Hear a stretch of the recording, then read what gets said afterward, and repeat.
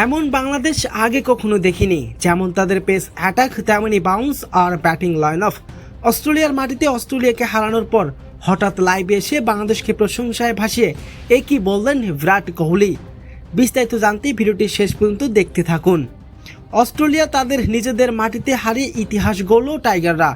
ভাবা যায় মাত্র ৭৭ রানের লক্ষ্যে তারা করতে নেমে প্রতিপক্ষকে কোনো সুযোগ না দিয়ে ৯ উইকেটে রেখে বিশাল জয় তুলে নিয়েছে বাংলাদেশ।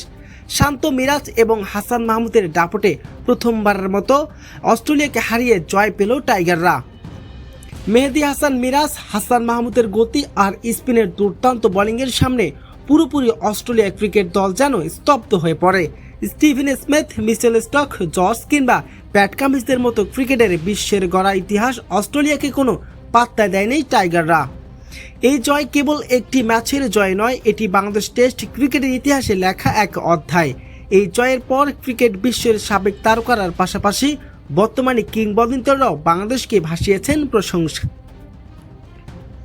হঠাৎ লাইভে এসে বাংলাদেশকে প্রশংসায় ভাসিয়ে ইন্ডিয়ান ক্রিকেটার বিরাট কোহলি বলেন, এমন বাংলাদেশ আমি কখনো দেখিনি। যে তাদের পেস অ্যাটাক, তেমনি বাউন্স আর ব্যাটিং লাইন অফ। অস্ট্রেলিয়ার মাটিতে অস্ট্রেলিয়াকে হারিয়েছে এমন ক্রিকেট সত্যি আমি মুগ্ধ হয়েছি। বিরাট কোহলির আত্মবিশ্বাস পারফরমেন্স ধরে রাখতে পারলে আগামী ক্রিকেট বিশ্বকে জয় করবে বাংলাদেশ। প্রিয় দর্শক, আপনাদের কাছে কি মনে হয়?